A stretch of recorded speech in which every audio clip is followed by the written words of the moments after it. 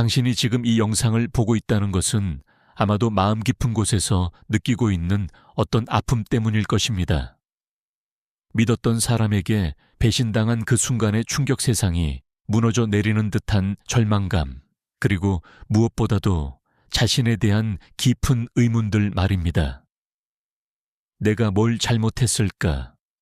왜 나한테만 이런 일이 생기는 걸까? 나는 정말 그렇게 쉬운 사람이었나? 이런 질문들이 밤마다 당신을 괴롭히고 있을 것입니다. 하지만 오늘 저는 당신에게 전혀 다른 관점을 제시하려고 합니다. 배신은 당신이 약해서 당한 것도 운이 없어서 겪은 것도 아닙니다. 배신은 인간이라는 존재의 본질에 깊이 뿌리 박힌 피할 수 없는 현실입니다. 그리고 역설적이게도 배신을 제대로 이해할 때 비로소 우리는 진정한 힘을 얻을 수 있습니다. 칼 융이 말했듯이 우리 모두는 빛과 어둠을 함께 가진 존재입니다. 우리가 배신을 당할 때 가장 큰 충격을 받는 이유는 바로 우리 자신도 모르게 사람들을 이상화해 왔기 때문입니다. 우리는 다른 사람들이 우리와 같은 도덕적 기준을 가지고 있을 것이라고, 같은 충성심을 보여줄 것이라고 기대합니다. 하지만 이것이야말로 가장 순진한 착각입니다. 배신당한 순간 당신은 두 가지 고통을 동시에 경험합니다. 첫 번째는 외부에서 오는 고통입니다. 믿었던 사람이 등을 돌렸다는 현실적인 아픈 말입니다. 하지만 두 번째 고통이 훨씬 더 깊고 오래갑니다. 바로 자기 자신에 대한 의심입니다. 나는 왜 그 사람의 진짜 모습을 보지 못했을까? 내가 그렇게 판단력이 없는 사람이었나? 이런 자기의심이야말로 배신의 경험을 제대로 소화하고 성장의 기회로 활용하기 위해서는 시간이 필요합니다. 상처가 아물고 객관적인 시각을 회복하는 데에는 개인차가 있지만 보통 몇 달에서 몇 년의 시간이 걸립니다. 이 기간 동안 중요한 것은 성급하게 결론을 내리거나 극단적인 결정을 하지 않는 것입니다. 배신당한 직후에는 감정이 너무 강렬해서 명확한 사고가 어렵습니다. 모든 사람을 믿지 않겠다. 다시는 누구에게도 마음을 열지 않겠다. 같은 극단적인 다짐들을 하게 됩니다. 하지만 이런 결심들은 대부분 감정적 반응일 뿐 장기적으로는 도움이 되지 않습니다. 대신 이 시기에는 자신을 돌보는 데 집중해야 합니다. 충분한 휴식을 취하고 신뢰할 수 있는 사람들과 시간을 보내고 자신이 좋아하는 활동들을 통해 에너지를 회복하는 것이 중요합니다. 또한 전문적인 도움을 받는 것도 고려해 볼 만합니다. 상담사나 치료사의 도움을 통해 자신의 감정을 정리하고 객관적인 관점을 찾아가는 것입니다. 시간이 지나면서 감정적 강도가 줄어들면 그때 비로소 이 경험에서 무엇을 배울 수 있는지 차분히 생각해 볼 수 있습니다. 배신당하기 전에 있었던 경고 신호들을 되돌아보고 앞으로는 어떻게 다르게 대응할 것인지 계획을 세워보는 것입니다. 하지만 여기서 주의해야 할 것은 모든 책임을 자신에게 돌리는 것입니다. 내가 더 조심했어야 했는데, 내가 그 신호들을 놓쳤으니까 내 잘못이야. 같은 생각은 도움이 되지 않습니다. 배신의 책임은 배신을 한 사람에게 있습니다. 당신이 할 수 있는 것은 앞으로 더 현명하게 대응하는 방법을 배우는 것뿐입니다. 융의 심리학적 관점에서 보면 배신의 경험은 우리 내면의 아니무스와 아니마의 통합 과정과도 관련이 있습니다. 아니무스는 여성 내면의 남성적 요소를 아니마는 남성 내면의 여성적 요소를 의미합니다. 더 넓게 해석하면 우리 내면의 이성적이고 분석적인 면과 직관적이고 감정적인 면을 의미합니다. 배신당할 때 우리는 보통 감정적으로만 반응하거나 이성적으로만 분석하려고 합니다. 하지만 진정한 치유와 성장을 위해서는 이 두 측면을 모두 통합해야 합니다. 감정적으로는 상처를 인정하고 슬퍼하되 이성적으로는 상황을 분석하고 교훈을 찾아야 합니다. 직관적으로는 앞으로의 관계에서 더 민감하게 신호를 감지하되 분석적으로는 각 상황에 맞는 적절한 대응 방식을 개발해야 합니다. 이런 통합 과정을 통해 우리는 더 완전하고 성숙한 인격을 개발할 수 있습니다. 더 이상 순진하지도 않고 냉소적이지도 않은 현실을 정확히 보면서도 따뜻함을 잃지 않는 사람이 될 수 있습니다. 배신의 경험이 주는 또 다른 선물은 진정한 관계의 소중함에 대한 깨달음입니다. 많은 피상적인 관계들이 무너져 내린 후에 정말로 당신을 지지해주고 함께해주는 사람들이 누구인지 명확해집니다. 이런 사람들과의 관계는 더욱 깊고 의미 있게 발전할 수 있습니다. 진정한 친구나 동반자는 당신이 어려울 때 더 가까이 다가옵니다. 당신의 성공을 질투하지 않고 진심으로 축하해 줍니다.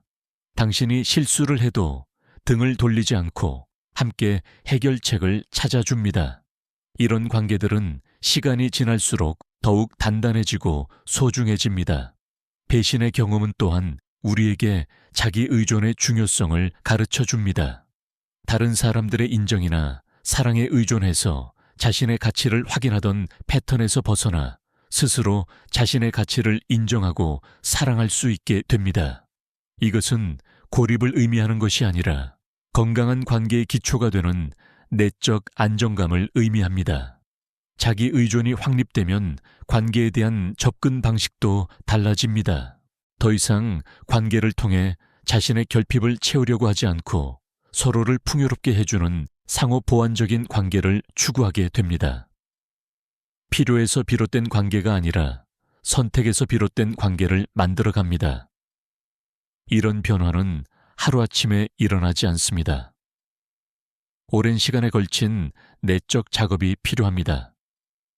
하지만 이 과정을 통해 얻게 되는 내적 자유와 평화는 그 어떤 대가를 치르더라도 가치가 있습니다. 배신의 경험을 통해 우리가 개발할 수 있는 또 다른 중요한 능력은 감정 조절력입니다. 배신당했을 때 느끼는 강렬한 감정들, 분노, 슬픔, 배신감, 수치심을 건강하게 처리하는 방법을 배우게 됩니다. 감정을 조절한다는 것은 감정을 억압하거나 무시한다는 뜻이 아닙니다. 오히려 감정을 온전히 느끼되 그 감정에 휘둘리지 않는 것을 의미합니다. 분노를 느낄 때는 그 분노를 인정하지만 분노에 사로잡혀 파괴적인 행동을 하지는 않는 것입니다. 이런 감정 조절력은 다른 모든 관계에서도 도움이 됩니다. 누군가가 당신을 화나게 하거나 실망시킬 때 즉각적으로 반응하는 대신 한 걸음 물러서서 상황을 객관적으로 평가할 수 있게 됩니다. 이것은 더 현명한 결정을 내리고 불필요한 갈등을 피하는 데 도움이 됩니다. 또한 배신의 경험은 우리에게 용서의 진정한 의미를 가르쳐 줍니다. 용서는 상대방을 위한 것이 아니라 자신을 위한 것이라는 것을 깨닫게 됩니다. 용서는 상대방의 행동을 정당화하거나 용납하는 것이 아니라 그 상황에 대한 자신의 감정적 애착을 내려놓는 것입니다. 진정한 용서에 도달하면 배신한 상대방에 대해서도 연민을 느낄 수 있게 됩니다. 그 사람도 자신의 두려움이나 욕심 또는 무지 때문에 잘못된 선택을 한 것이라는 것을 이해하게 됩니다. 이것이 그 사람의 행동을 정당화하는 것은 아니지만 적어도 그 사람을 완전한 악으로 보지는 않게 됩니다. 이런 관점의 변화는 매우 해방적입니다. 더 이상 피해자의 정체성에 갇혀 있지 않고 자신의 인생을 주도적으로 살아갈 수 있게 됩니다. 과거의 상처가 현재의 선택을 지배하지 않게 됩니다. 배신의 경험에서 회복되는 과정에서 많은 사람들이 영성이나 철학에 대한 관심을 갖게 됩니다. 인생의 의미, 인간관계의 본질, 고통의 역할 등에 대해 더 깊이 생각하게 됩니다. 이것은 자연스러운 과정입니다. 큰 상처를 통해 표면적인 일상에서 벗어나 더 근본적인 질문들과 마주하게 되는 것입니다. 융 자신도 개별화 과정에서 영적 차원의 중요성을 강조했습니다. 그는 인간이 단순히 생물학적 심리적 존재가 아니라 영적 존재이기도 하다고 보았습니다. 고통과 시련을 통해 우리는 더 깊은 차원의 자아와 만나게 되고 삶의 더 큰 목적을 발견하게 됩니다. 하지만 여기서 주의해야 할 것은 영성을 현실 도피의 수단으로 사용하지 않는 것입니다. 진정한 영적 성장은 현실을 더 명확하게 보고 더 효과적으로 대처할 수 있게 해줍니다. 만약 영적 추구가 현실의 문제들을 회피하는 방식으로 이루어진다면 그것은 건전하지 못한 것입니다. 배신의 경험을 통해 얻게 되는 지혜 중 하나는 삶의 불완전성에 대한 수용입니다.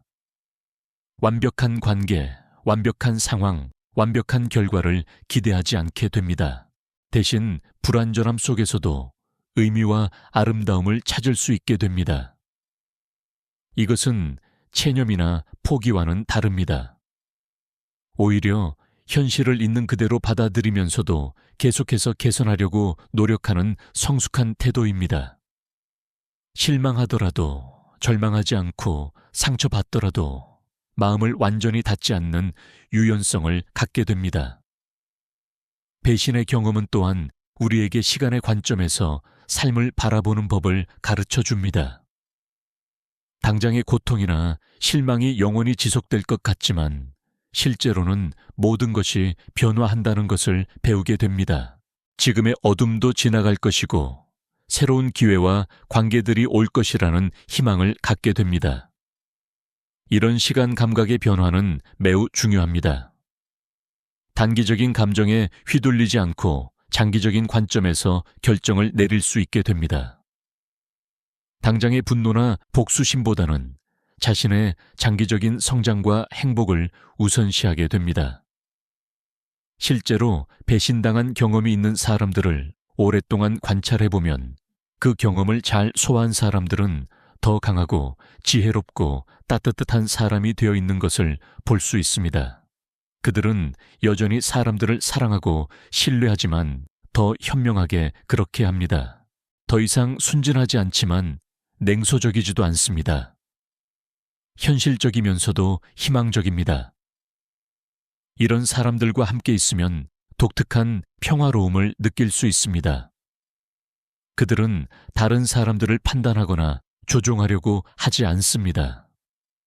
자신의 경험을 통해 인간의 복잡성과 불완전성을 이해하기 때문에 다른 사람들의 실수나 약점에 대해서도 관용적입니다. 하지만 동시에 자신을 보호할 줄도 알고 필요할 때는 단호하게 경계선을 설정할 줄도 압니다.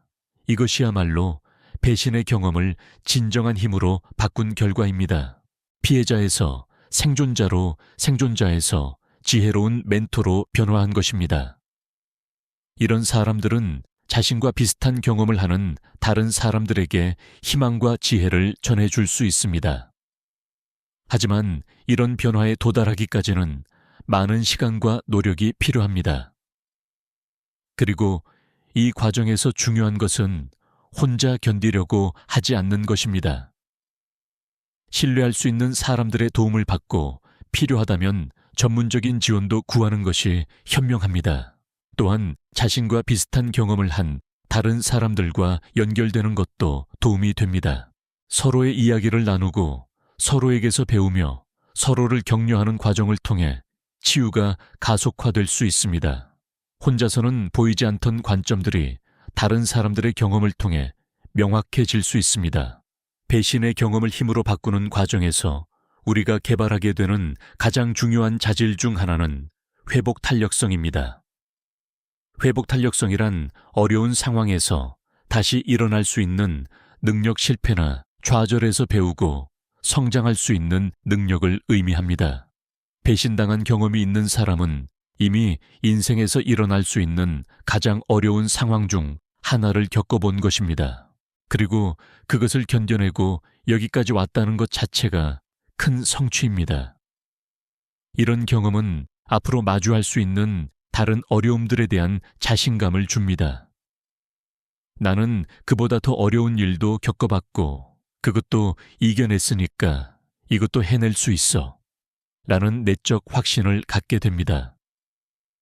이것은 무모한 자신감이 아니라 실제 경험에 기반한 현실적인 자신감입니다. 회복 탄력성이 높은 사람들은 문제가 생겼을 때 절망하거나 포기하지 않습니다. 대신 이 상황에서 내가 배울 수 있는 것은 무엇일까? 이 경험이 나를 어떻게 성장시켜 줄 수 있을까라는 질문을 던집니다. 이런 관점의 전환이야말로 배신의 경험에서 얻을 수 있는 가장 큰 선물 중 하나입니다. 또한 배신의 경험은 우리에게 진정한 강함이 무엇인지 가르쳐 줍니다. 많은 사람들이 강함을 다른 사람을 지배하거나 통제하는 능력으로 생각합니다. 하지만 진정한 강함은 자기 자신을 통제하고 조절할 수 있는 능력입니다. 어려운 상황에서도 평정심을 잃지 않고 감정에 휘둘리지 않으며 현명한 판단을 내릴 수 있는 능력입니다. 배신당한 후 복수하지 않고 원망에 사로잡히지 않으며 오히려 그 경험을 성장의 기회로 활용하는 것이야말로 진정한 강함의 표현입니다. 이런 강함은 다른 사람들에게도 깊은 인상을 줍니다. 사람들은 본능적으로 이런 내적 힘을 가진 사람들을 존경하고 따르고 싶어 합니다. 배신의 경험을 통해 우리가 마지막으로 배우게 되는 것은 삶의 진정한 목적에 대한 통찰입니다. 표면적인 성공이나 인정 다른 사람들의 사랑을 받는 것이 삶의 궁극적인 목적이 아니라는 것을 깨닫게 됩니다. 오히려 자신이 누구인지 진정으로 알고 자신의 잠재력을 실현하며 다른 사람들에게 의미 있는 기여를 하는 것이 더 중요하다는 것을 이해하게 됩니다. 이런 깨달음은 우리의 우선순위를 완전히 바꾸어 놓습니다.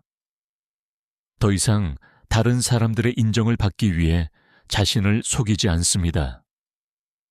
더 이상 피상적인 관계들을 유지하느라 에너지를 낭비하지 않습니다. 대신 진정으로 의미 있는 것들에 집중하게 됩니다. 배신의 아픔을 겪은 후 많은 사람들이 예술이나 창작 활동에 관심을 갖게 되는 것도 이런 변화와 관련이 있습니다. 내면의 깊은 감정들을 표현하고 싶어 하고 자신의 경험을 통해 다른 사람들에게 의미 있는 메시지를 전하고 싶어 합니다. 이것은 매우 자연스럽고 건전한 반응입니다. 또한 많은 사람들이 봉사활동이나 사회적 기여에 관심을 갖게 됩니다. 자신이 받은 상처를 통해 다른 사람들의 고통에 더 공감할 수 있게 되었고, 그런 사람들을 도와주고 싶은 마음이 생기는 것입니다. 이것은 자신의 고통을 의미 있는 목적으로 승화시키는 아름다운 과정입니다. 배신의 경험을 진정으로 소화한 사람들을 만나보면 그들에게는 독특한 매력이 있다는 것을 발견할 수 있습니다. 그것은 진정성에서 나오는 매력입니다. 더 이상 다른 사람들에게 좋은 인상을 주기 위해 가면을 쓰지 않기 때문에 그들의 진짜 모습이 빛을 발하는 것입니다. 이런 진정성은 사람들을 끌어들입니다. 진정한 자신을 보여주는 사람 앞에서는 다른 사람들도 자연스럽게 가면을 벗게 됩니다. 더 깊고 의미 있는 관계들이 형성됩니다. 양보다는 질을 중시하는 관계들이 만들어집니다. 이것이 바로 배신의 경험이 궁극적으로 우리에게 주는 선물입니다. 비상적이고 불안정했던 관계들이 정리되고 진정으로 가치 있고 지속 가능한 관계들이 남게 되는 것입니다. 처음에는 상실처럼 느껴졌던 경험이 결국에는 더 풍요롭고 의미 있는 인생으로 이어지는 것입니다. 그러나 이 모든 과정은 결코 쉽지 않습니다. 때로는 몇 발짝 앞으로 나아갔다가 다시 뒤로 물러서는 것 같은 느낌을 받을 수도 있습니다.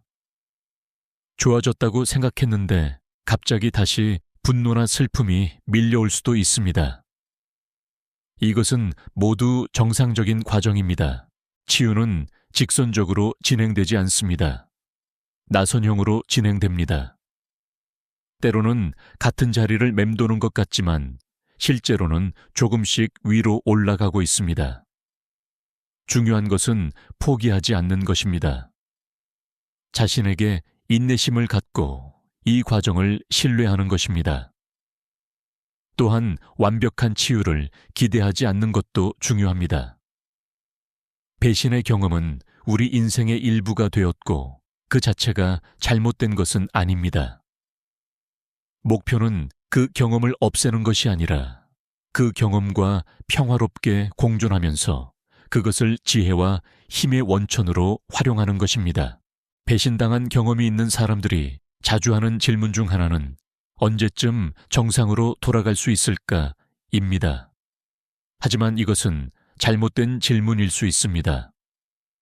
진정한 성장은 예전 상태로 돌아가는 것이 아니라 완전히 새로운 차원으로 나아가는 것입니다. 배신의 경험을 통과한 후에 당신은 이전의 당신과는 다른 사람입니다. 더 현명하고 더 강하고 더 깊이 있는 사람이 된 것입니다. 예전의 순진함은 잃었지만 그 대신 진정한 지혜를 얻었습니다. 예전의 맹목적인 신뢰는 사라졌지만 그 대신 선별적이고 깊이 있는 신뢰를 개발했습니다. 이런 변화를 상실이 아니라 성장으로 받아들일 때 비로소 배신의 경험이 진정한 선물이 되었다고 할 수 있습니다. 고통스럽고 원치 않았던 경험이었지만 결국 당신을 더 나은 사람으로 만들어준 귀중한 선생이었던 것입니다. 마지막으로 배신의 경험을 통해 얻은 지혜를 다른 사람들과 나누는 것의 중요성을 언급하고 싶습니다. 당신이 겪은 고통과 그것을 극복한 과정은 지금 같은 경험을 하고 있는 다른 사람들에게 큰 위로와 희망이 될 수 있습니다. 자신의 이야기를 나눈다는 것은 쉬운 일이 아닙니다. 상처를 다시 드러내야 하고 때로는 판단을 받을 수도 있습니다. 하지만 진정으로 치유된 사람의 이야기는 놀라운 힘을 갖습니다. 그것은 아직 어둠 속에서 헤매고 있는 사람들에게 빛을 비춰주는 등대와 같습니다. 나도 그런 경험을 했고 나도 그 고통을 견뎠으며 나도 여기까지 왔으니까 당신도 할 수 있다. 는 메시지는 어떤 위로의 말보다도 강력합니다. 이것은 단순한 동정이나 조언이 아니라 실제 경험에 기반한 희망의 증거입니다. 배신의 경험을 이야기할 때 중요한 것은 피해자의 관점이 아니라 생존자이자 성장한 사람의 관점에서 이야기하는 것입니다.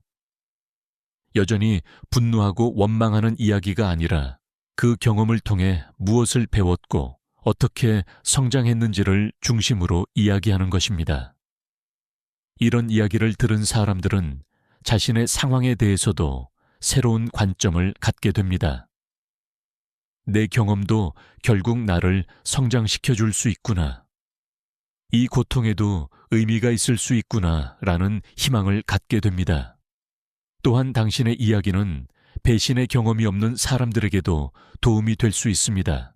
인간관계에서 일어날 수 있는 현실들에 대해 미리 준비할 수 있게 해주고 더 현명한 관계를 맺을 수 있도록 도와줍니다. 하지만 자신의 이야기를 나누는 것은 자신이 준비되었을 때 해야 합니다. 아직 치유가 덜 된 상태에서 무리하게 이야기하면 오히려 상처가 다시 벌어질 수 있습니다. 자신의 경험에 대해 객관적이고 평화로운 관점을 가질 수 있을 때 그때 비로소 다른 사람들에게도 도움이 되는 이야기를 할 수 있습니다. 결국 배신의 경험을 힘으로 바꾸는 과정은 개인적인 성장을 넘어서 다른 사람들에게도 기여할 수 있는 기회가 됩니다. 자신의 고통이 다른 사람들의 치유에 도움이 될 때 그 고통은 완전히 새로운 의미를 갖게 됩니다.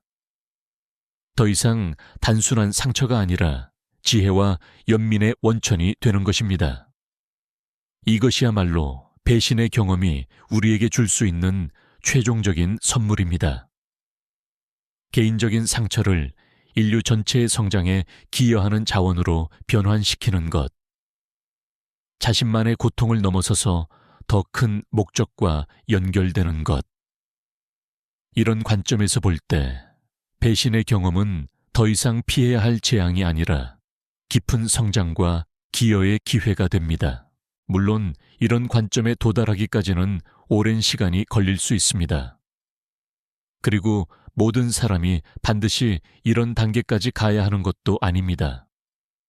자신만의 속도로 자신만의 방식으로 치유해가는 것으로도 충분합니다. 하지만 만약 당신이 지금 배신의 고통 속에서 어둠을 헤매고 있다면 이것만은 기억해 주세요. 지금의 고통은 영원히 지속되지 않을 것입니다. 이 경험은 당신을 파괴하기 위해 온 것이 아니라 더 강하고 지혜로운 사람으로 만들기 위해 온 것입니다. 그리고 언젠가 당신도 이 경험을 감사하게 받아들일 수 있는 날이 올 것입니다. 배신이라는 인생의 가장 어두운 경험 중 하나가 결국에는 가장 밝은 지혜의 원천이 될 수 있다는 것. 이것이 바로 인간 정신의 놀라운 회복력이자 우리 모두가 가진 무한한 성장 가능성의 증거입니다. 진짜 독입니다. 그런데 여기서 우리가 놓치는 중요한 진실이 있습니다. 배신은 개인적인 실패가 아니라 인간 본성의 필연적인 결과라는 것입니다. 모든 인간은 근본적으로 자기 자신의 생존과 이익을 우선시하도록 설계되어 있습니다. 이것은 도덕적 판단의 문제가 아니라 진화적 사실입니다. 우리가 살아남기 위해 필요한 본능입니다. 배신이 일어나는 진짜 이유를 알고 싶다면 감정을 제쳐두고 냉정하게 분석해 보세요. 대부분의 경우 배신은 명확한 이유가 있습니다. 당신이 더 이상 그 사람에게 유용하지 않게 되었거나 더 나은 기회가 그 사람 앞에 나타났거나 아니면 당신을 배신함으로써 얻을 수 있는 이익이 잃을 것보다 크다고 판단했을 것입니다. 이것이 잔혹한 현실입니다. 하지만 이 현실을 받아들일 때 비로소 우리는 진정한 지혜를 얻을 수 있습니다. 당신이 지금 느끼고 있는 그 고통스러운 감정들, 분노, 실망, 배신감, 자기의심, 이 모든 것들이 당신을 더 강하고 지혜로운 사람으로 만들어줄 씨앗들입니다. 하지만 그러려면 먼저 배신의 본질을 정확히 이해해야 합니다. 그리고 가장 중요한 것은 자신 안에 있는 어둠의 그림자와 마주할 용기를 가져야 한다는 것입니다. 오늘 이 시간 동안 저는 당신과 함께 배신이라는 인간 경험의 가장 어두운 면을 탐험해 보려고 합니다. 왜 우리는 배신당하는가? 배신의 심리적 메커니즘은 무엇인가? 그리고 가장 중요하게 어떻게 이 고통스러운 경험을 진정한 힘으로 변환시킬 수 있는가? 이 모든 질문들에 대한 답을 함께 찾아보겠습니다. 당신이 이 여정을 끝까지 함께 한다면 배신에 대한 완전히 새로운 관점을 얻게 될 것입니다. 더 이상 피해자가 아닌 자신의 운명을 주도하는 현명한 사람이 될 수 있을 것입니다. 지금부터 시작하겠습니다. 배신을 이해하기 위해서는 먼저 인간관계의 본질을 들여다봐야 합니다. 우리는 어릴 때부터 사랑, 우정, 충성심 같은 아름다운 가치들에 대해 배웁니다. 부모님은 우리에게 다른 사람을 믿어라, 진심으로 대하면 상대방도 진심으로 대해줄 것이다 라고 가르쳐 주셨죠. 학교에서도 사회에서도 이런 메시지를 계속 받아왔습니다. 하지만 현실은 어떤가요?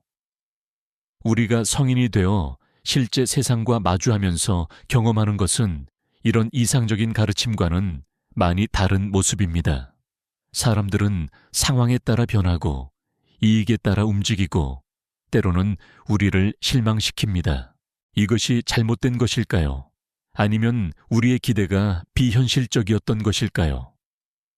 칼 융은 인간의 정신구조를 분석하면서 매우 중요한 개념을 제시했습니다. 바로 그림자라는 개념입니다. 융의 관점에서 보면 모든 인간은 의식적인 자아와 무의식적인 그림자를 동시에 가지고 있습니다. 그림자는 우리가 인정하고 싶지 않은 부분들, 사회적으로 받아들여지지 않는다고 생각해서 억압해왔던 충동들과 욕망들을 포함합니다. 배신이라는 행위도 바로 이 그림자의 영역에서 나옵니다. 누구든지 극한 상황에 처하면 자신의 생존을 위해 다른 사람을 버릴 수 있는 잠재력을 가지고 있습니다. 이것은 도덕적으로 옳고 그름의 문제가 아니라 인간이라는 종족이 수만 년 동안 생존해올 수 있었던 근본적인 메커니즘입니다. 예를 들어 회사에서 구조조정이 일어날 때를 생각해 보세요. 평소에 당신과 좋은 관계를 유지해왔던 동료가 갑자기 당신에 대한 부정적인 정보를 상세게 전달한다면, 아니면 오랫동안 함께해온 친구가 더 유명하고 영향력 있는 사람들과 어울리기 위해 당신과의 관계를 멀리한다면, 이런 상황들이 바로 일상적인 배신의 예시들입니다. 우리가 이런 상황들을 배신이라고 부르며 분노하는 이유는 무엇일까요? 그것은 우리가 무의식적으로 다른 사람들도 우리와 같은 가치관을 가지고 있을 것이라고 기대하기 때문입니다. 우리는 다른 사람들도 우리만큼 충성스럽고 우리만큼 일관된 도덕적 기준을 가지고 있을 것이라고 생각합니다. 하지만 이것은 심리학적으로 투사라고 불리는 현상입니다. 투사는 우리가 자신의 내적 상태나 특성을 다른 사람에게 그대로 적용해서 해석하는 심리적 메커니즘입니다. 우리가 정직한 사람이라면 다른 사람들도 정직할 것이라고 기대합니다.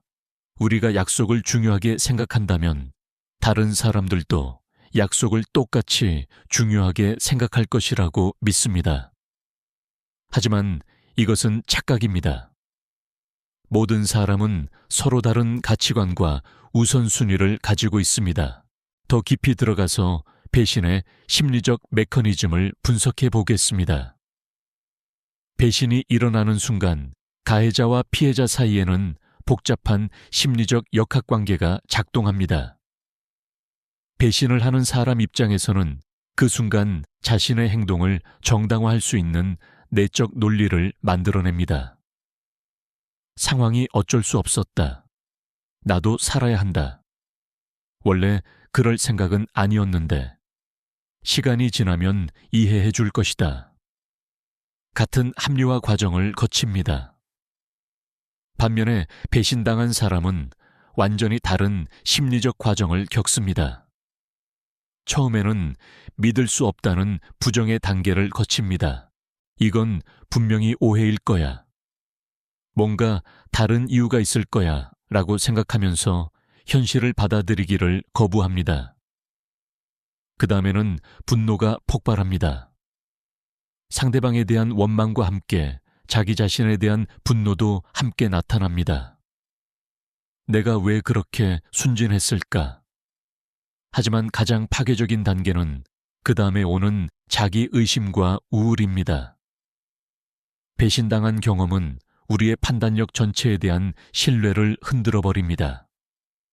내가 사람을 보는 눈이 없나? 나는 항상 잘못된 선택을 하는 건 아닐까? 같은 생각들이 꼬리를 물고 이어집니다. 이런 자기의심은 때로는 완전한 사람 불신으로까지 발전하기도 합니다. 여기서 중요한 것은 이 모든 감정적 반응들이 정상적이고 자연스러운 과정이라는 것입니다.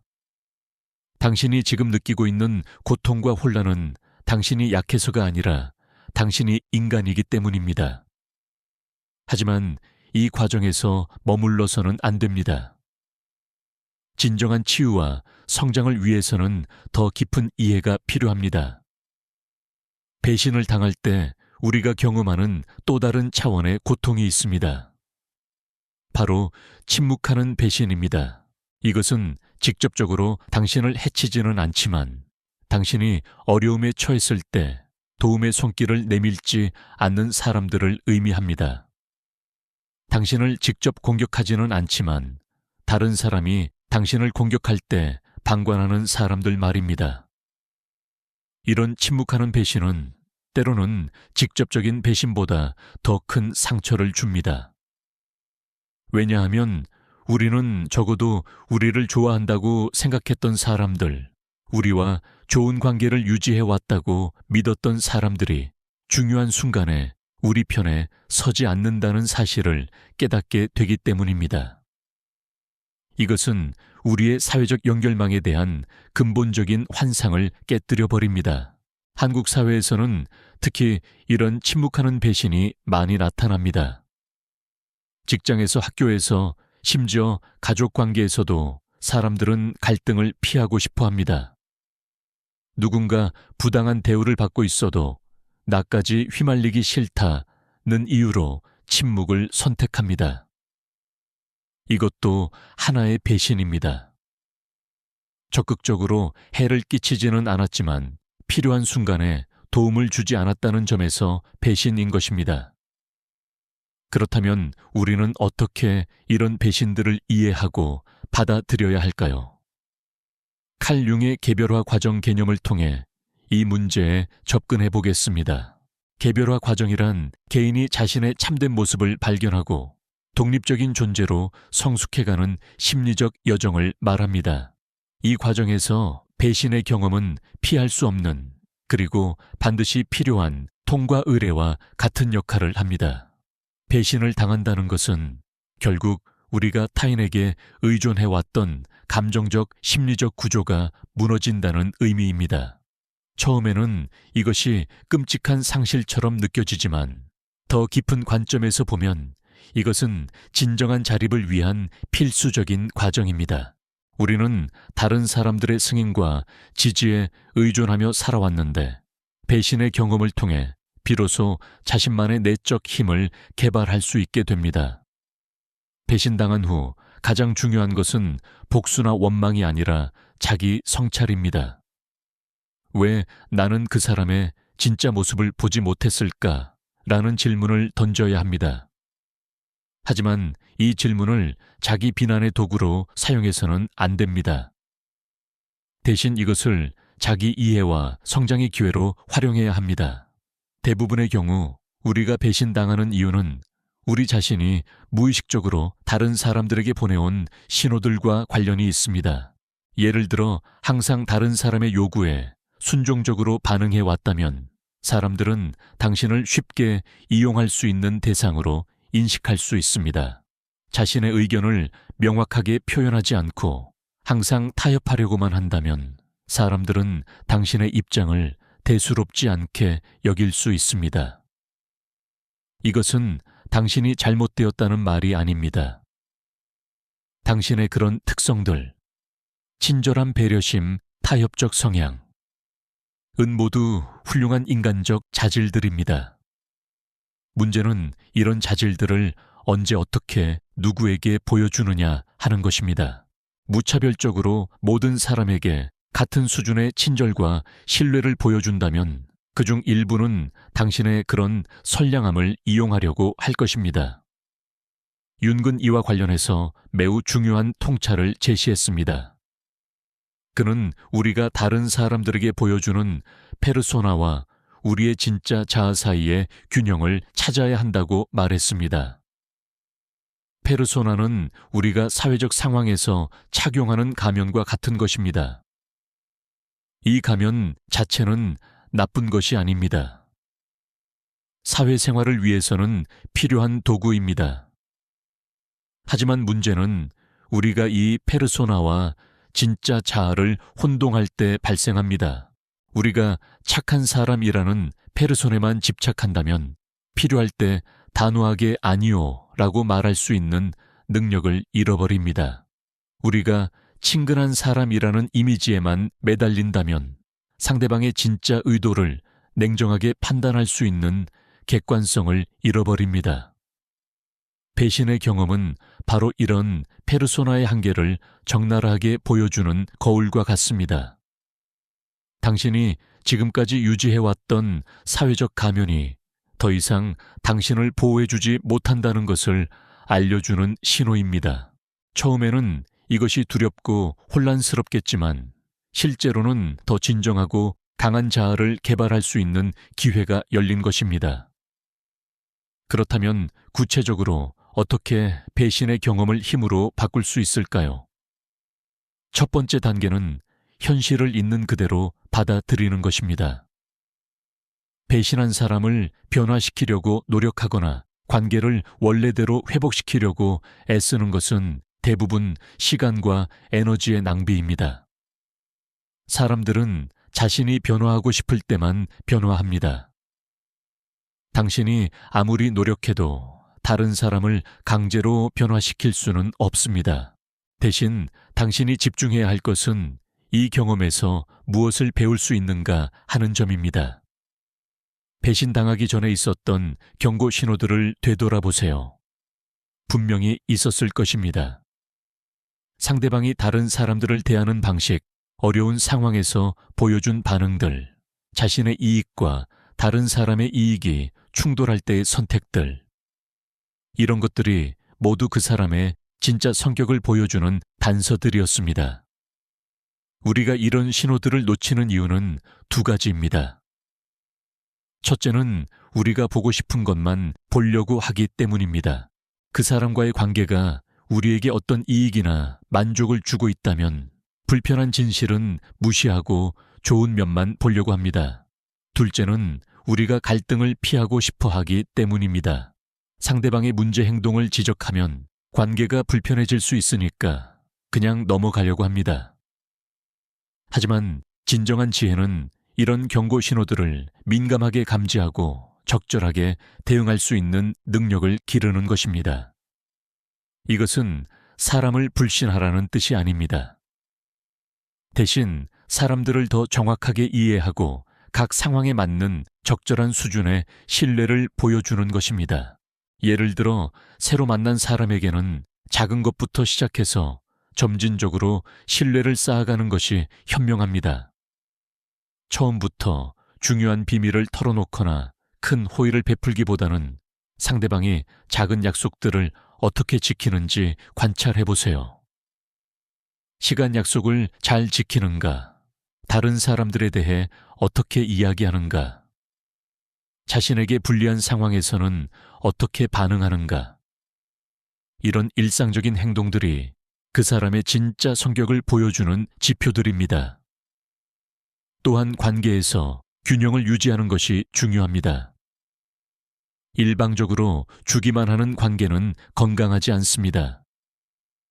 건강한 관계는 상호적이어야 합니다. 당신이 상대방을 위해 무언가를 해줄 때 상대방도 비슷한 수준으로 당신을 위해 뭔가를 해주어야 합니다. 이것이 반드시 물질적인 것일 필요는 없습니다. 시간 관심, 정서적 지지 등 다양한 형태가 될 수 있습니다. 만약 관계에서 계속 당신만 주고 있다면 이것은 경고 신호입니다. 상대방이 당신을 당연하게 여기기 시작했을 가능성이 높습니다. 이때는 잠시 거리를 두고 상황을 관찰해 보세요. 당신이 주던 것들을 잠시 중단했을 때 상대방이 어떻게 반응하는지 보면 그 사람이 당신을 어떻게 생각하는지 알 수 있습니다. 진정으로 당신을 소중히 여기는 사람이라면 당신의 변화를 알아차리고 관심을 보일 것입니다. 요즘 어떻게 지내? 뭔가 달라진 것 같은데 괜찮아? 같은 질문을 통해 당신의 안녕을 확인하려고 할 것입니다. 반면에 당신을 이용만 하려고 했던 사람이라면 당신이 주던 것들이 중단되면 바로 다른 대상을 찾아 떠나거나 당신을 비난할 것입니다. 배신의 경험을 통해 우리가 배워야 할 또 다른 중요한 교훈은 경계선 설정의 중요성입니다. 건강한 인간관계를 유지하기 위해서는 명확한 경계선이 필요합니다. 이 경계선은 당신이 어디까지는 허용할 수 있고 어디서부터는 허용할 수 없는지를 다른 사람들에게 알려주는 역할을 합니다. 많은 사람들이 경계선 설정을 이기적인 행동이라고 잘못 생각합니다. 하지만 실제로는 그 반대입니다. 명확한 경계선이 있어야 진정한 관계가 가능합니다. 경계선이 없으면 상대방은 어디까지가 허용 범위인지 알 수 없고 결국 선을 넘는 행동을 하게 됩니다.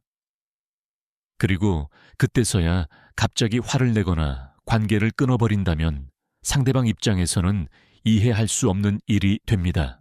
예를 들어 직장에서 동료가 당신에게 자신의 업무를 떠넘기려고 한다면 처음부터 미안하지만 이건 내 업무가 아니야 라고 명확하게 말하는 것이 좋습니다. 처음에는 도와주되 이번 한 번만이라는 조건을 분명히 하거나 다음에는 미리 말해줘 라는 요구사항을 제시할 수도 있습니다. 이렇게 하면 상대방도 당신의 기준을 이해하게 되고 더 이상 무리한 요구를 하지 않게 됩니다. 하지만 경계선 설정이 쉬운 일은 아닙니다. 특히 한국 문화에서는 직접적인 거절이나 대립을 불편하게 여기는 경향이 있기 때문입니다. 나쁜 사람으로 보일까봐, 관계가 끊어질까봐 하는 걱정 때문에 계속 참고 넘어가다가 결국 큰 문제가 생기는 경우가 많습니다. 여기서 중요한 것은 경계선 설정과 공격성을 구분해서 생각하는 것입니다. 경계선을 설정한다는 것은 상대방을 공격하거나 해치려는 것이 아닙니다. 단지 자신을 보호하고 건강한 관계를 유지하기 위한 필요한 조치일 뿐입니다. 이것을 상대방이 받아들이지 못한다면 그것은 그 사람이 당신과 건강한 관계를 원하지 않는다는 증거입니다. 진정한 친구나 동반자라면 당신의 경계선을 존중할 것입니다.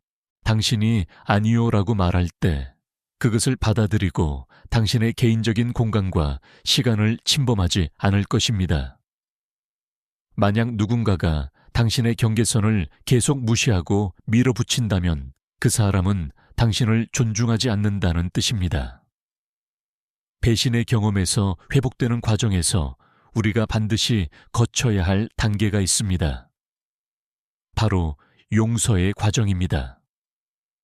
하지만 여기서 말하는 용서는 많은 사람들이 생각하는 것과는 다를 수 있습니다. 용서는 상대방의 행동을 정당화하거나 용납한다는 뜻이 아닙니다. 또한 상대방과 다시 예전 같은 관계를 회복해야 한다는 뜻도 아닙니다. 진정한 용서는 당신 자신을 위한 것입니다. 분노와 원망에 계속 매달려 있으면 그 감정들이 당신의 에너지를 계속 빼앗아 갑니다. 배신한 사람은 이미 자신의 길을 가고 있는데 당신만 과거에 머물러 있게 되는 것입니다. 용서는 이런 감정적 짐을 내려놓고 앞으로 나아갈 수 있게 해주는 과정입니다. 용서에는 단계가 있습니다.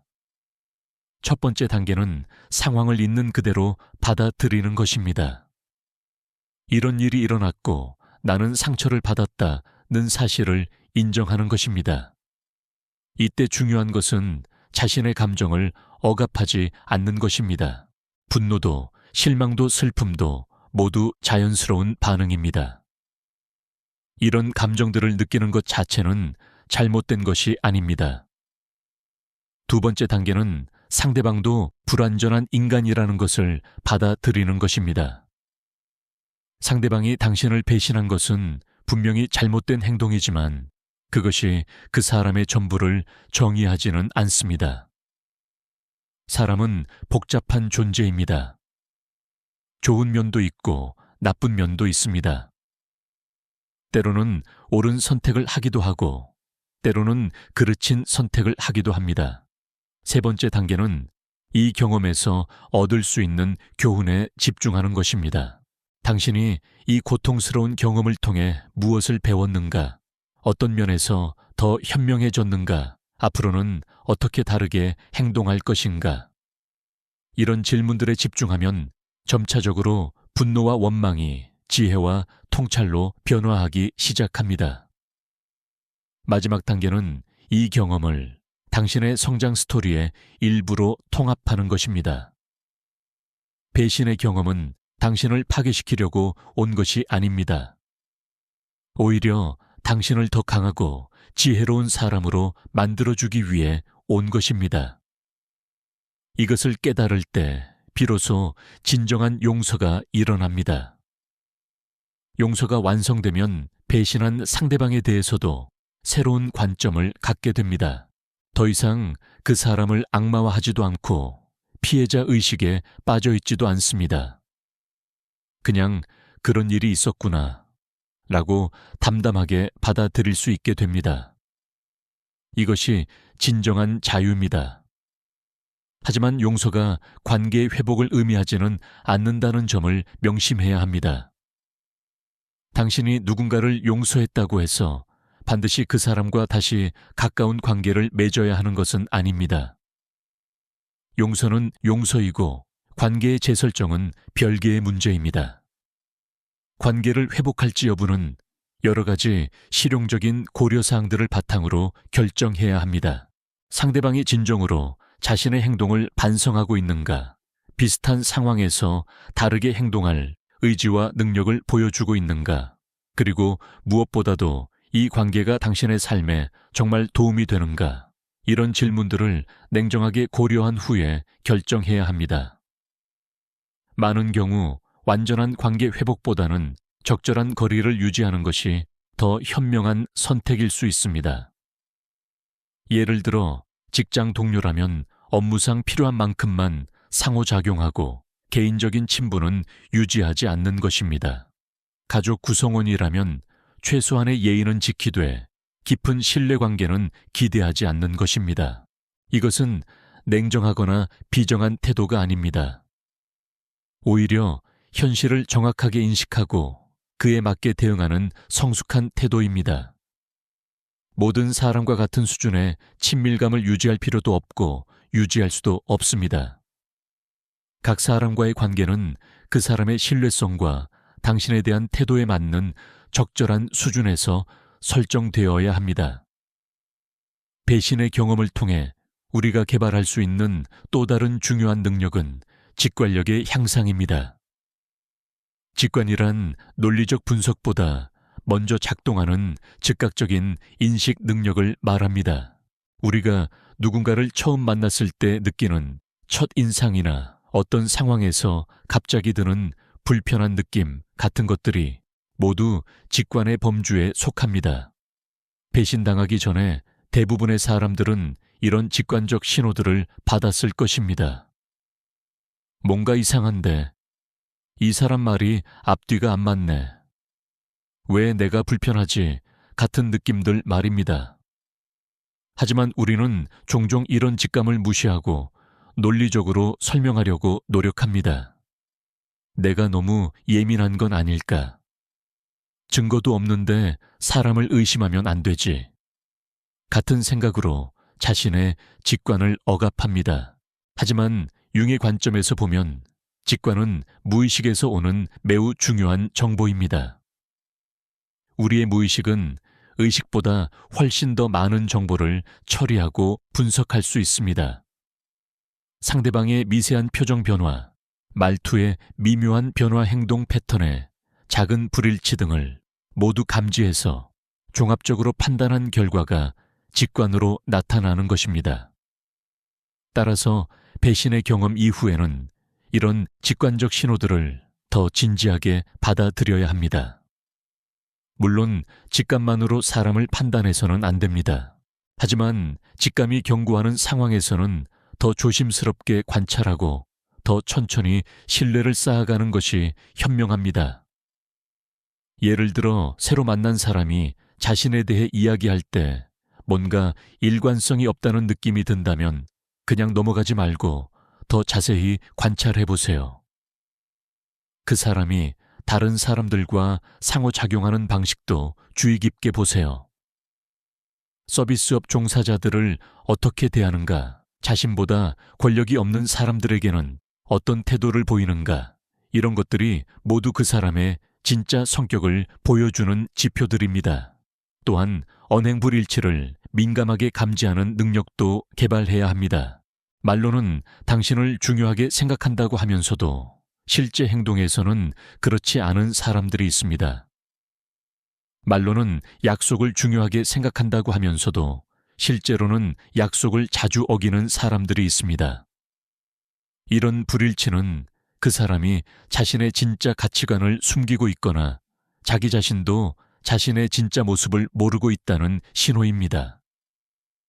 배신의 경험을 힘으로 바꾸는 과정에서 우리가 주의해야 할 함정들도 있습니다. 첫 번째 함정은 과도한 의심입니다. 배신당한 후에는 모든 사람을 잠재적 배신자로 보는 경향이 생길 수 있습니다. 이것은 자연스러운 반응이지만 너무 오래 지속되면 건강한 인간관계를 맺는 것이 불가능해집니다. 건전한 주의력과 병적인 의심증을 구분하는 방법은 무엇일까요? 건전한 주의력은 구체적인 증거나 행동에 기반합니다. 이 사람은 약속을 자주 어기더라. 이 사람은 다른 사람들 뒤에서 험담을 하더라처럼 관찰할 수 있는 사실들을 바탕으로 합니다. 반면에 병적인 의심증은 근거 없는 추측과 상상에 기반합니다. 이 사람도 분명히 나를 배신할 거야. 모든 사람들이 나를 이용하려고 하는 거야.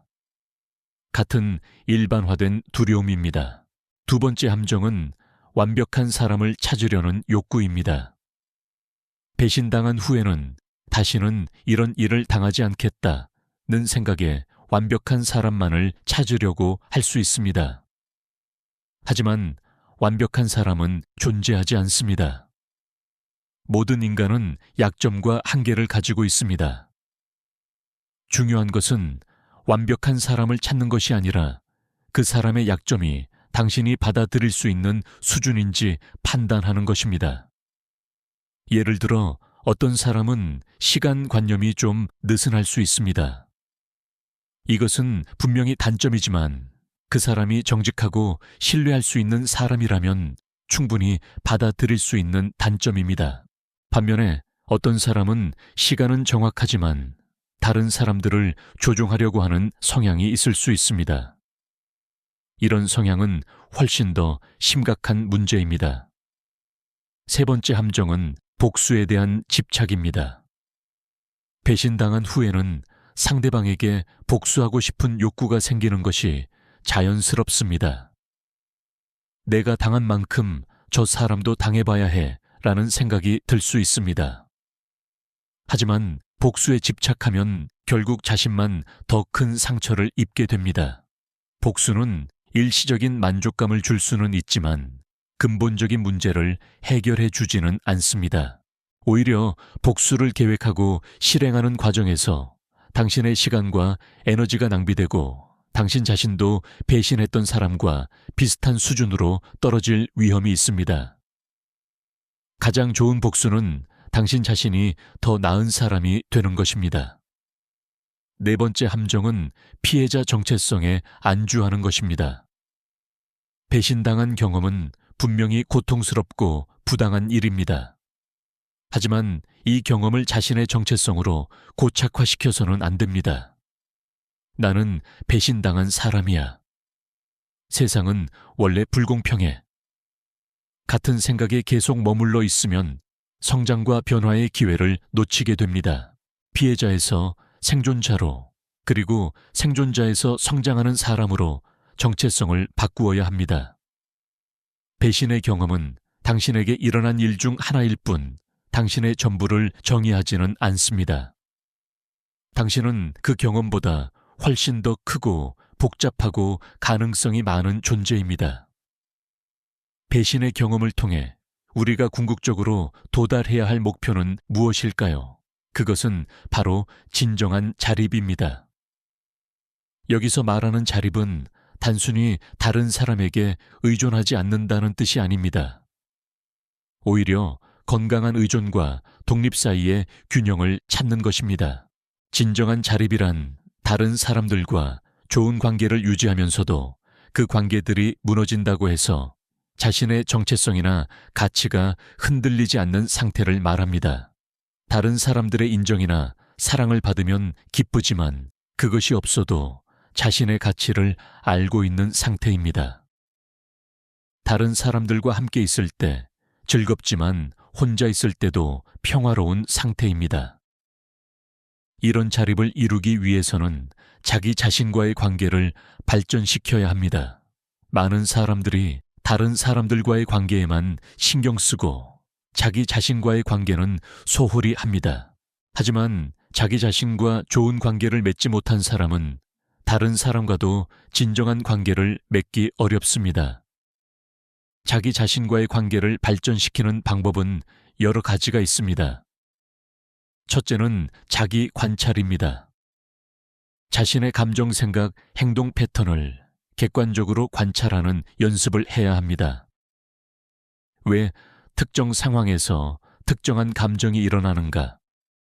왜 특정한 유형의 사람들에게 끌리는가? 왜 특정한 패턴을 반복하는가? 이런 질문들을 통해 자신을 더 깊이 이해할 수 있습니다. 둘째는 자기 수용입니다. 자신의 장점뿐만 아니라 단점도 있는 그대로 받아들이는 것입니다. 완벽하지 않은 자신을 미워하거나 부정하지 않고 나는 이런 사람이구나 라고 담담하게 인정하는 것입니다. 이것이 진정한 자기 사랑의 시작입니다. 셋째는 자기 개발입니다. 자신의 단점을 인정하되 개선할 수 있는 부분들은 꾸준히 노력해서 발전시켜 나가는 것입니다. 하지만 이때 중요한 것은 다른 사람들에게 인정받기 위해서가 아니라 자기 자신을 위해서 하는 것입니다. 넷째는 자기 존중입니다. 다른 사람들이 자신을 어떻게 대하든 관계없이 자신을 존중하고 소중히 여기는 것입니다. 이것은 자만과는 다릅니다. 자만은 자신을 다른 사람보다 우월하다고 생각하는 것이고, 자기 존중은 자신을 다른 모든 존재와 동등하게 소중한 존재라고 생각하는 것입니다. 이런 자기 자신과의 건강한 관계가 형성되면 다른 사람들과의 관계도 자연스럽게 개선됩니다. 더 이상 다른 사람들의 인정에 의존하지 않기 때문에 더 진정한 모습을 보여줄 수 있고 상대방도 그런 진정성에 끌리게 됩니다. 또한 자신의 가치를 알고 있기 때문에 자신을 제대로 대우하지 않는 사람들과는 거리를 둘 수 있는 용기가 생깁니다. 배신의 경험을 통해 우리가 배울 수 있는 또 다른 중요한 교훈은 인간 본성에 대한 현실적인 이해입니다. 사람들은 기본적으로 자신의 이익을 우선시하도록 설계되어 있습니다. 이것은 나쁘거나 이기적이어서가 아니라 생존을 위한 자연스러운 본능입니다. 하지만 동시에 사람들은 사회적 존재이기도 합니다. 다른 사람들과 협력하고 좋은 관계를 유지해야 자신도 더 잘 살 수 있다는 것을 알고 있습니다. 따라서 대부분의 사람들은 이 두 가지 욕구, 자기 이익 추구와 사회적 조화 유지 사이에서 균형을 잡으려고 노력합니다. 문제는 이 균형이 상황에 따라 달라진다는 것입니다. 평상시에는 다른 사람들을 배려하고 도덕적으로 행동하던 사람도 극한 상황에서는 자신의 생존을 위해 다른 사람을 희생시킬 수 있습니다. 이것을 이해하면 배신에 대해 좀 더 냉정하게 접근할 수 있습니다. 예를 들어 회사에서 구조조정이 일어날 때 평소에 친했던 동료가 자신을 보호하기 위해 당신에 대한 부정적인 정보를 상사에게 제공했다고 가정해 봅시다. 감정적으로는 배신감을 느낄 수밖에 없습니다. 하지만 냉정하게 분석해 보면 그 동료도 자신의 생계를 걱정하는 상황에서 최선이라고 생각하는 선택을 한 것입니다. 이것이 그 동료의 행동을 정당화하는 것은 아닙니다. 분명히 잘못된 선택이었을 수 있습니다. 하지만 그 사람을 악마로 규정할 필요도 없습니다. 단지 이 사람은 위기 상황에서 이런 선택을 하는 사람이구나 라고 이해하면 됩니다. 그리고 앞으로는 그 사람과의 관계에서 이런 특성을 고려해서 적절한 거리를 유지하면 됩니다. 이런 현실적인 이해는 우리를 더 현명하게 만들어줍니다. 더 이상 사람들에게 비현실적인 기대를 하지 않게 되고 각 사람의 한계와 가능성을 좀 더 정확하게 파악할 수 있게 됩니다. 이것은 냉소적이 되는 것과는 다릅니다. 냉소적인 사람은 모든 사람이 나쁘다고 생각하지만 현실적인 사람은 모든 사람이 인간이라고 생각합니다. 한국 사회의 특수한 맥락에서 배신의 문제를 생각해보면 더 흥미로운 통찰들을 얻을 수 있습니다. 한국은 전통적으로 관계 중심의 사회입니다. 개인의 능력이나 성취보다도 인맥과 관계가 더 중요하게 여겨지는 경우가 많습니다. 이런 문화적 특성은 장점도 있지만 단점도 있습니다. 장점은 사람들 사이의 연대감과 소속감이 강하다는 것입니다. 어려울 때 서로 도와주고 함께 문제를 해결해 나가는 문화가 발달해 있습니다. 하지만 단점은 이런 관계들이 때로는 진정한 신뢰보다는 이익 관계에 기반할 수 있다는 것입니다. 예를 들어 학연지연 혈연으로 맺어진 관계들이 있습니다. 이런 관계들은 처음에는 매우 끈끈해 보이지만 실제로는 상호 이익에 기반한 거래 관계인 경우가 많습니다. 서로에게 도움이 되는 동안에는 좋은 관계를 유지하지만 한쪽이 더 이상 유용하지 않게 되거나 이해관계가 충돌하면 쉽게 무너질 수 있습니다. 이런 맥락에서 한국 사회에서 경험하는 배신들을 분석해보면 많은 경우 관계에 대한 잘못된 기대에서 비롯된다는 것을 알 수 있습니다. 우리는 학교 선후배나 직장 동료, 심지어 가족들과의 관계에서도 진정한 우정이나 사랑보다는 사회적 의무와 체면에 기반한 관계를 맺고 있는 경우가 많습니다. 하지만 이것이 한국 사회만의 문제는 아닙니다. 모든 사회에는 이런 형식적이고 거래적인 관계들이 존재합니다. 중요한 것은 이런 관계들과 진정한 개인적 관계들을 구분할 수 있는 능력을 기르는 것입니다. 진정한 개인적 관계는 상호 이익과 관계없이 서로를 존중하고 아끼는 관계입니다. 이런 관계에서는 한쪽이 어려움에 처해도 다른 쪽이 등을 돌리지 않습니다. 서로의 성공을 진심으로 축하해주고 실패를 함께 아파해줍니다. 하지만 이런 관계는 매우 드물고 소중합니다. 대부분의 사회적 관계들은 그 중간 어디엔가 위치합니다. 완전히 거래적이지도 않지만 완전히 개인적이지도 않은 관계들 말입니다. 이런 관계들에서는 상황에 따라 상대방의 행동이 달라질 수 있다는 것을 이해하고 적절한 기대 수준을 유지하는 것이 중요합니다. 배신에